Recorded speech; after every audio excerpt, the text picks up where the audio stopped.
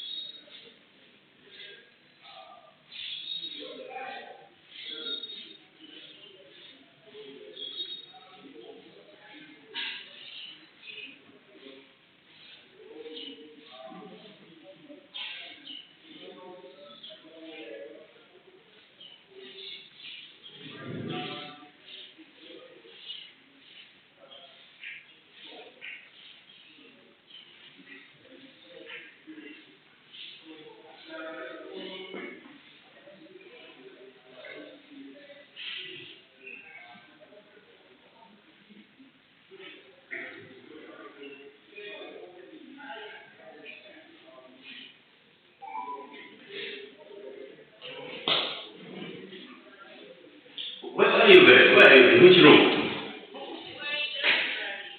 No, I'm in room 5.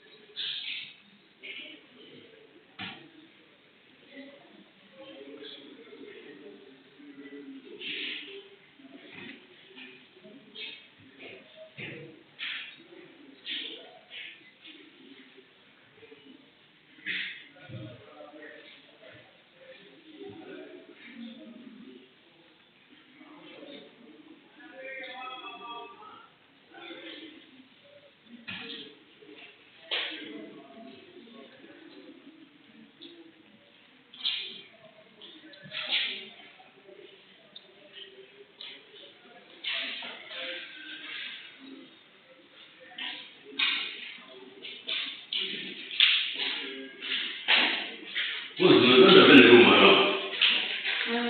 Yeah, a lot of rooms are on the side. Yes. Very lot of side. So everybody is doing for makeup and the child and the we're going to forward to go probably. 5 weeks so far.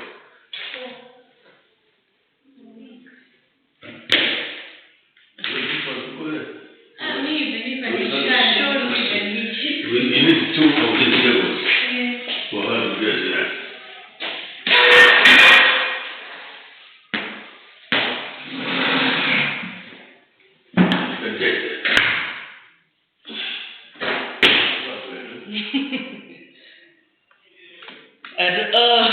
Did you change your figure? No, even going down like this after she stepped on. Should we go? Yeah.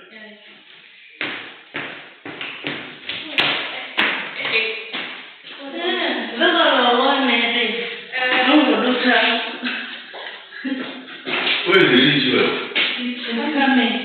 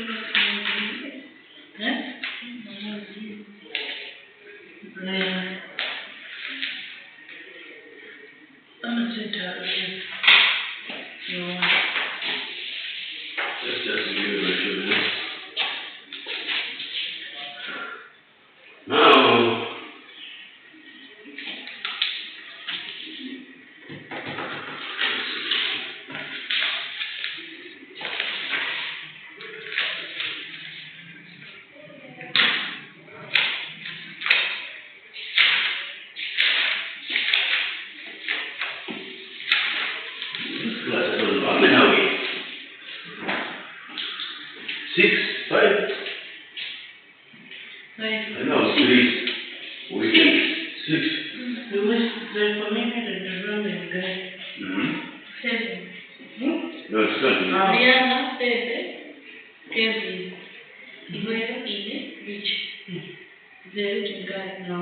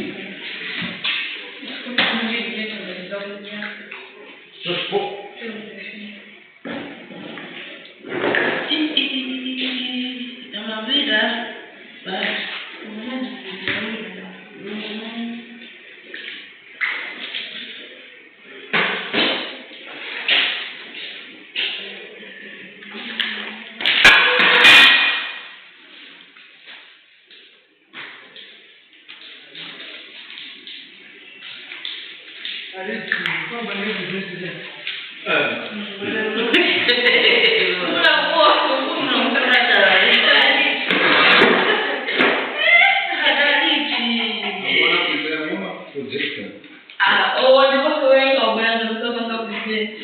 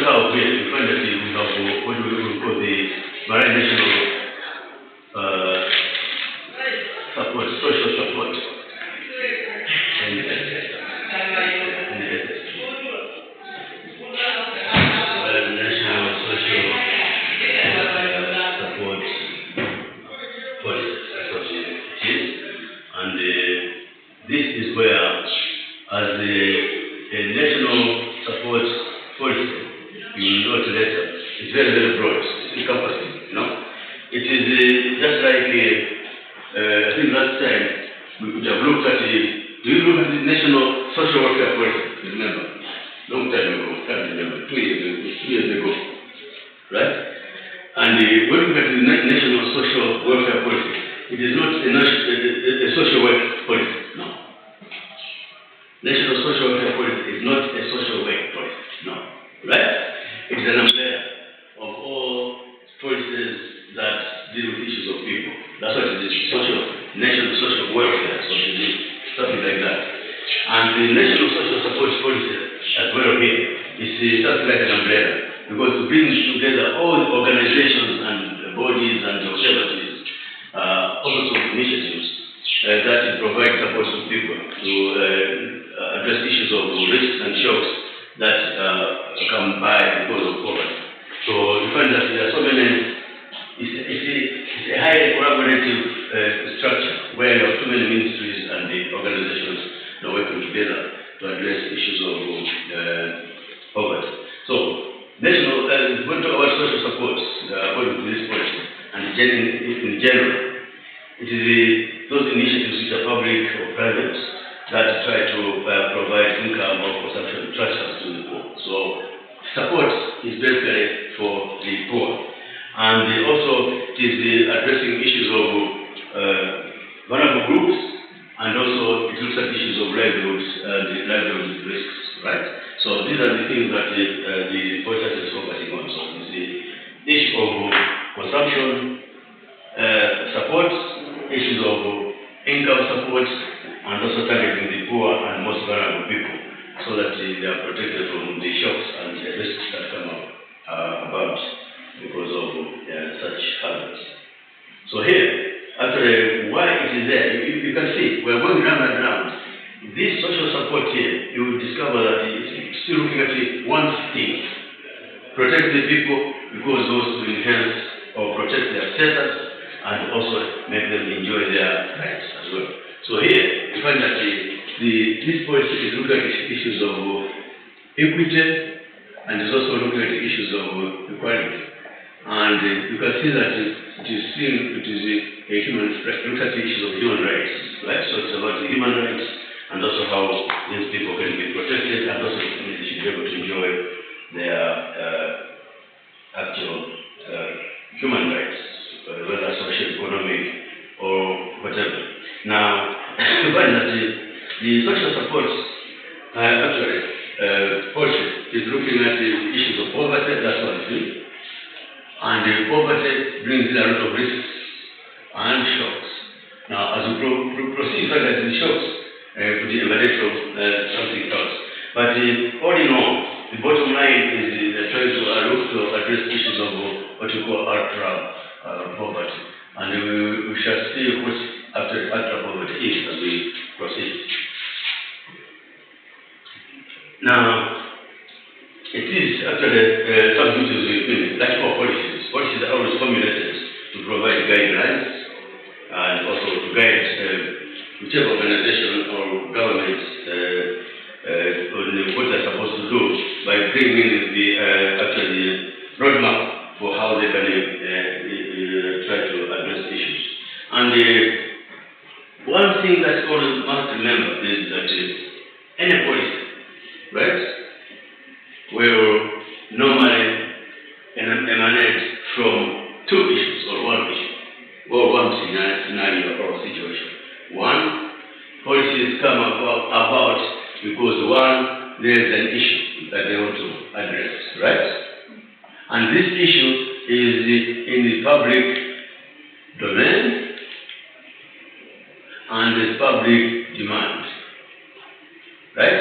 This is how policies will do. And here, it means it is causing some public hazard or something like that, where people think they are being threatened by a sort of a hazard and they need to do those things. So once it has all these three things down here, then anybody who is duty bearer, right, should be able to come up with a policy to guide on how they can address the issue is very simple. If you take this to our social work, if you still remember our social work, right? Which you should. Now that you're in the fourth year, you'll be going on. That's why you need so much of your first year and second year work. Seriously. Yes. You'll be meeting cases one-on-one, how do you do this and something like that. That's why you need all those things. The methods, the approaches, the processes, the techniques, and that's when you're going to need the most. Now, in the social work, we have what we call a problem, right? Quick. Yes. A problem in social work is any hazard that destabilizes the life of an individual, as a person, right? As an individual.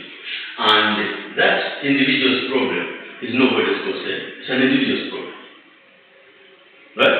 And what it means is that individual can only get relief from somewhere. Right? And somewhere is where you have the social worker. Right? Let's assume so. Or it could be the hospital, it could be whatever it is. All these are social services. And all these things are under what we call the National Social Welfare Policy.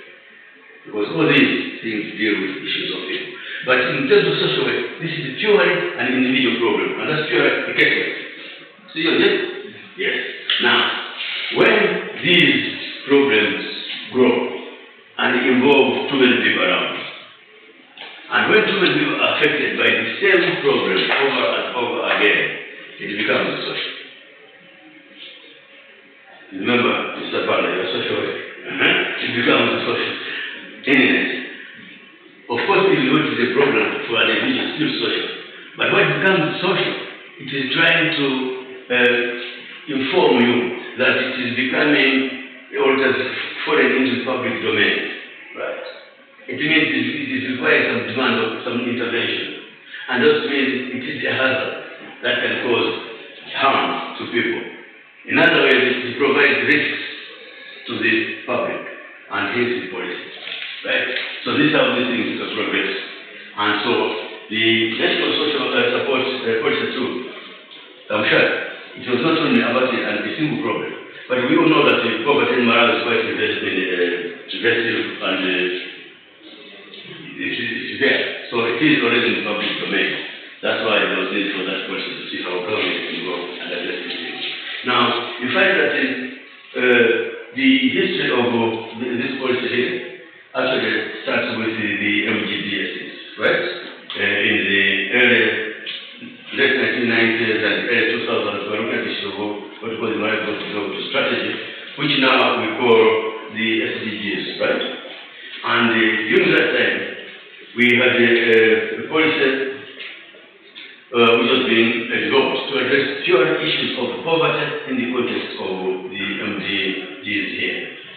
And this policy that we are talking about, basically it's about how it can help us to design, how it can help us to implement, coordinate and monitor all the activities in the context of addressing issues of poverty. So that's what I want you to understand. The National Social Support Policy is quite an umbrella, because there are a lot of organizations all put together in the basket to address those issues there. So here, why was this one here? Well, the rationale behind this policy is that it is giving us a framework, and this is a framework which is creating an integrated approach, right? As I said, there are two things that two terms that we can use here. There's issues of integration and there's issues of collaboration. So this policy actually looks at all these things. Integrate and also really look at the issues of coordination. And the integration is about how to bring in several players into issues of addressing poverty, both at the individual, family, household, and also community level. And at the same time, also looking at how best the initiatives in addressing this situation also can generate some wealth. In other words, the economic growth in the context of the policy that is there. So here, you find that it was developed by creating a lot of linkages, and that we know that these linkages have also very strong inclination towards reducing poverty and all other risks around. Right. This is too short. This place on the right hand side, you can see. Yeah, so this is what we have at our National Social Support Policy. And after that, you see that there will be a lot of programs coming in, right? And all these programs where they will feed into what we call social protection. How did the social protection come about? So we can see as we proceed.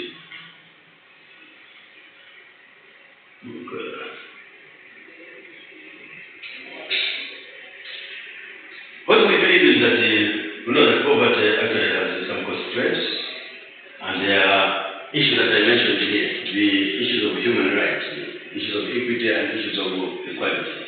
And the idea is that when you have this, you have a situation of non-participation, right? So the policy does not really look at how individuals are supported in terms of consumption support or in terms of income and stuff like that, but also do they enjoy their rights, for example? Are they able to participate? What it means is that as much as we have this policy, as much as you can be able to provide support, income support to households or give them money, give them things and so forth, are they able to make decisions on their own lives and how they would wish to actually live their own lives? That's the issue. So the policy also has that dimension of human rights, right? Because naturally, in social, when we talk about human rights, we talk about issues of social justice, right? And the issue of social protection and social support as an umbrella is about issues of distribution and redistribution as a policy, right? Which we did look at previously. And if you go along, after even the issues of just providing support to people, even in Malawi here, has drawn quite a lot of arguments and controversies. It's necessary, for example, right? And if we are talking about it's necessary to support poor people with maybe cash, for example, with food, whatever it is, it's necessary or not necessary. And this should take you back to your first year, your second year social work, for example. We looked at two schools of thought, if I remember very well, which I showed to you, who are supposed to remember me, I don't have to remember. It was, I use them over and over again. There is one school of thought which talks about the universal, right, support to people. And what else was it? Two of them. Universal and targeted approach, right? And the argument here is, particularly arguments from economists and the other people in that field who believe in economic development other than the social development, argue that if you support people, whether you are using targeted or whether you are using universal, you are using public funds, right? Is it necessary for the state to be responsible for people's problems?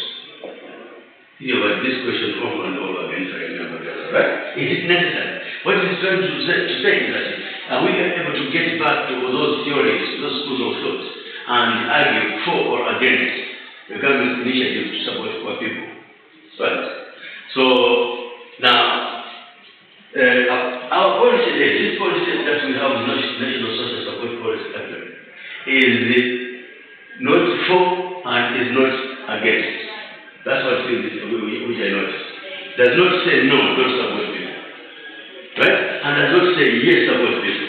But it goes beyond that to look at issues of human rights and issues of human capital development. You never question about human capital development. Now, there's no economy which can grow with poor human capital around. There's nothing. And when we provide support, whether income or in cash or in kind, what we have to do is try to build the human capital, right? That should in turn translate into a productive force for economic development. That's the argument which this process is trying to bring around to us here. So in other words here, as a country in Malawi, we are on both sides, right? Yes, we must support, let's use public funds. And remember, when we looked at this school of thought, we also looked at the two elements within that type of argument. We talked about the incremental approach and the residual approach. You remember, right? Where the incremental approach says, no, the issue is, yes, let's support these guys. But what we have to do is we must increase public funding, right, into the sector. So that when the sector, when our poor people and vulnerable individuals have been protected, they should be able to inject their energy into economic development, something like that. Right. And the residual ones say, it's not necessary. Let's not support people by using public funds. Right? So you can see how this fits in. So when this process has been developed and formulated, we had all these ideas with ourselves. Right? What do we do as a country?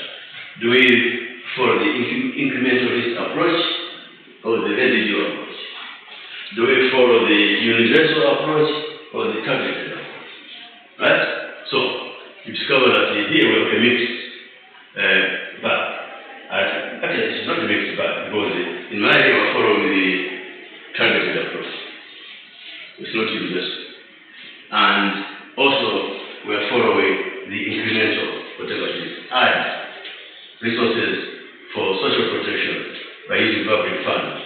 But as long as those public funds are going to translate into building the human capital, which is going to be important for socio-economic development of the country. So this is how you should be able to understand what is this policy actually saying.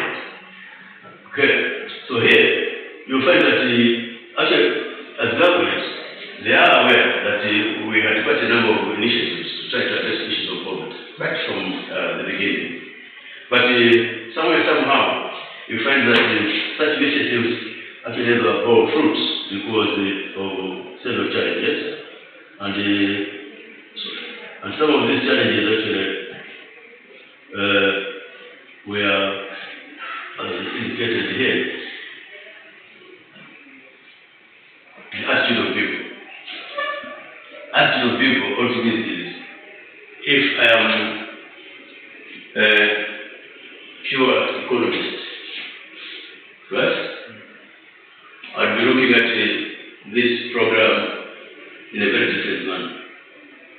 I want to protect the public funds. I don't want people to consume from the public funds, right? But if I'm a social scientist, I would also look at the issue of protecting the human person and not public funds. But all in the end, you find that these things are mutually reinforcing. You cannot withdraw your resources to support people and expect to have economic development occurring. It's not possible.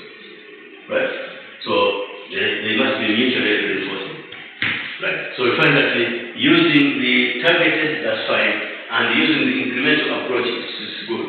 So that we are trying to build that type of synergy from both sides to be able to inject that type of energy into the socio-economic development of the country. It's quite, I know, it's quite an interesting debate, and you'll find that, you remember we talked about ideology last time. Here, you guys remember. You guys remember, 2 years is a long time ago. We talked about issues about ideology, what it is, and all sorts of things when we were looking at our policies. That's all time ago, second year, right? And we said this actually drive what governments of the day do, right? They are based on the principles, what they think is best for them and not best for the country, and things like those. And this drive the activities, even the policy, and the unity can also influence the policy, right? Yeah. So we find that each government has been coming out on interventions on issues of poverty and all sorts of things, right? And all those things have been driven by their ideologies. If you look at Bill Mugabe, he wanted the economy to go in the very best way and very, very fast. And the ideology and